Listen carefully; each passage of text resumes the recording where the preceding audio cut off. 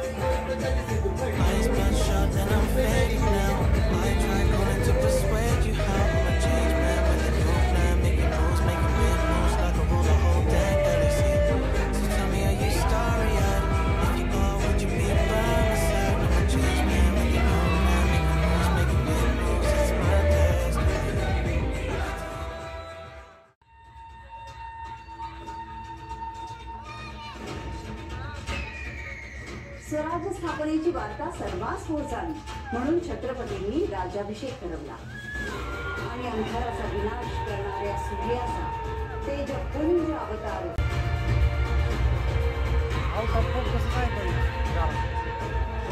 राज्याभिषेकासाठी जेव्हा महाराज एक एक पायरी चढत होते तेव्हा महाराजांना त्यांच्यावर जीव ओवाळून टाकणारे पराक्रमी वीर आठवत होते. मुरारबाजी देशपांडे. जोवर या मुरारबाजीच्या पुढे प्राण आहे तोवर या मुघलांचा पाय पुरंदरला लागू देणार नाही मी.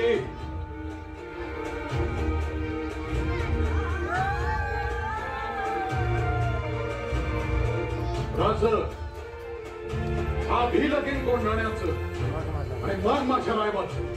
नरवीर तानाजी मालुसरे. गडाला पण सिंह गेला.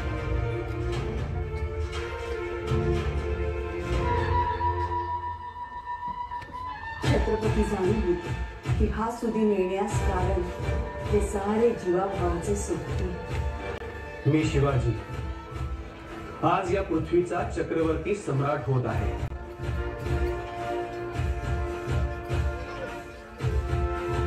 पृथ्वीवर संचार करणाऱ्या सर्व अमंगळ पशूंचा नायनाट करण्यासाठी मी परमात्म्याशी वचनबद्ध होत आहे. मी भूपती, ही भूमी माझी पत्नी आणि रयत माझी लेकरे म्हणून मी रयतेचा पित्याच्या मायेने प्रतिपाळ करेन. माझे शासन निपक्षपाती आणि विनयशील असेल. स्वर्गीचा आनंद पृथ्वीवर नांदावा म्हणून हे राज्य व्हावे ही श्रींची इच्छा होती. मी मदमत्त सत्तेला आरूढ होऊ देणार नाही. किंबहुना आईच्या मायेने मातृमुखी सत्तेचा निर्वाह करेन. महाराजांनी रयते स्वराज्य दिले, सुराज्य दिले, सुखी केले आणि या स्वराज्याचे व्रत पुढे समर्थपणे सांभाळले ते त्यांचे चिरंजीव संभाजीराजे. मी संभाजीराज वंशज शिवाजीराजे भोसले या हिंदवी स्वराज्यात या भूमंडळाचा छत्रपती होईल त्या क्षणापासून रयतेचं रक्षण करेन. मी माझ्या प्रजेचा पित्याप्रमाणे आणि धरतीचा पतीप्रमाणे प्रतिपाळ करेन. त्याचबरोबर रयतेत ऐक्याची भावना दृढ करून रयतेच्या सुखाची महत्वाकांक्षा जोपासेल. पृथ्वी तलावरील कोणतीही शक्ती स्वराज्य गीताच्या आड येऊ शकणार नाही. असं तरी स्वराज्य लोकांना रक्षणासाठी मी बदललेलं सर्व सुखांचा त्याग करेन. हे मी मजेतून तरी शिक्षण रयतेसमोर रयतेला दिलेलं वचन. पोलादी देह, निधडी छाती आणि युद्धशास्त्रात निपुण असा अस्सल वरहट्टा छावा. एकही लढाई न हरलेले धुरंधर राजकारण आणि त्यातले डावपेच ते छत्रपती शिवाजी महाराज आणि आऊसाहेबांकडून शिकले. अनेक भाषा पारंगत संभाजीराजांनी संस्कृत भाषेत बुधभूषण हा ग्रंथ लिहिला. त्यांची राजमुद्रा श्री शंभो शिवजातस्य मुद्रा द्योरी वराजते यदम तसे विनी लेखा वर्तते तस्य नोकरी. अर्थात शिवपुत्र श्री शंभूराजेंची ही राजमुद्रा सूर्या समान असून लोक कल्याणास्तव तिचा अंमल सर्व वेळाविसा झाला. त्याने फितुरास हाताशी धरले आणि संभाजीराजांना कैद केले. काळाने घात केला. धर्म बदलला तर जीवदान देईल असे औरंगजेबाने राजांना सांगितले आणि संभाजीराजे गरजले.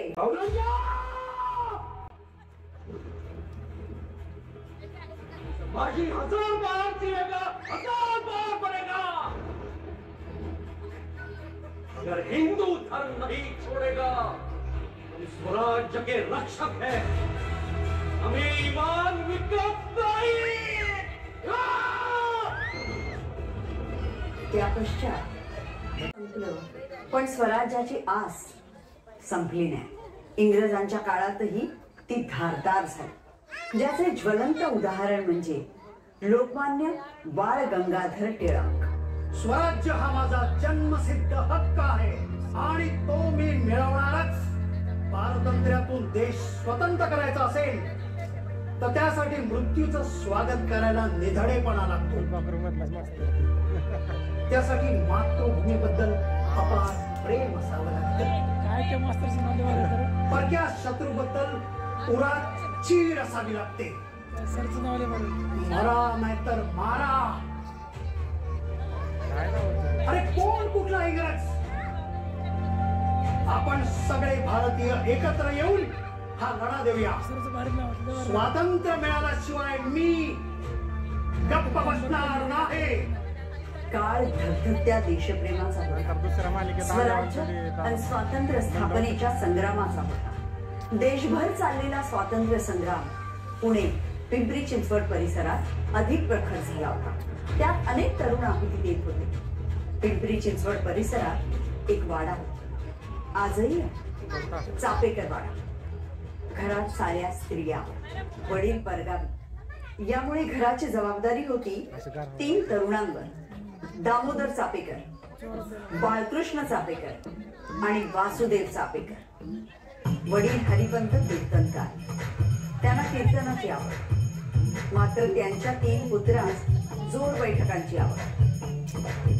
मनात देशप्रेम, पण वडिलांच्या अनुपस्थितीत घराची जबाबदारी आहे. देश स्वतंत्र करण्यासाठी आपणही लढ्यात उतरावं हा विचार तिघांना सुचत.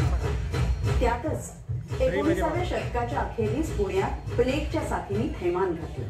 प्लेगवर नियंत्रण राखण्याच्या हेतूने इंग्रज सरकारने एक समिती नेमून त्यावर वॉल्टर चार्ल्स रॅन या अधिकाऱ्याची नेमणूक केली. हा अधिकारी तपासणीच्या नावाखाली जनतेचा अमानुष छळ करू लागला. लोकांची खरे जाणू लागला. स्त्रियांची अश्लील वागणूक, पुरुषांना अमानुष मारहाण करू लागला. देवघरे करू लागला आणि संतापाची लाट उसळली. अवतीभोवतीचा अमानुष अत्याचार पाहून चापेकर बंधूंचे माथे ठणकले. मनात स्वातंत्र्याची ठिणगी पडली होतीच. या अत्याचारांनी वणवा पेटला. मुंबई इलाख्यात प्लेगची साथ, कलकत्त्यात धरणीकंप, सर्व हिंदुस्थानात दुष्काळ. अशा 3 प्रकारच्या संकटांनी रयत दुःखात असताना इंग्लंडच्या राणीनं राज्यारोहणास्तव समारंभ करणं कितपत योग्य? हिला प्रजारक्षक माता म्हणायचे की काय म्हणायचे?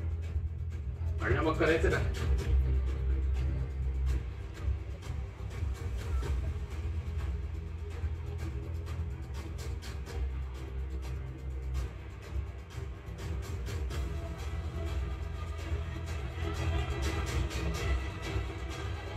मी धमक्यांना घाबरत नाही.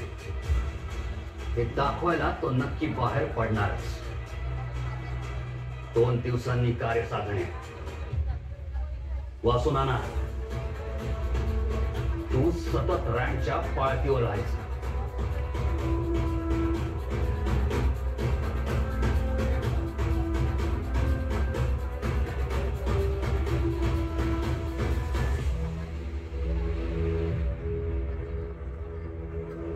निबिड काळोखात घोड्यांच्या टापांचे आवाज आले आणि मागून इशाऱ्याची खून. गोंद्या आला रे.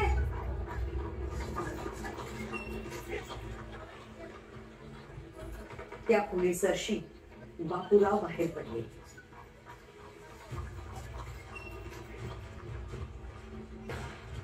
बघितल्या इस्मावर गोळी झाडली आणि निघणार तोच पुन्हा खुणेचा आवाज आला.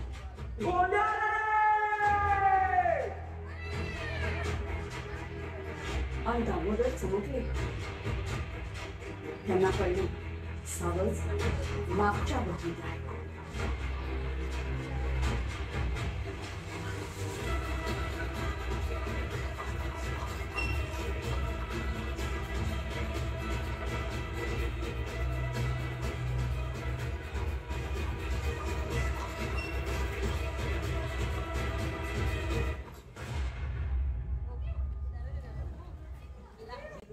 स्वकीयांवरल्या अन्यायाचा सूड चापेकर बंधूंनी घेतला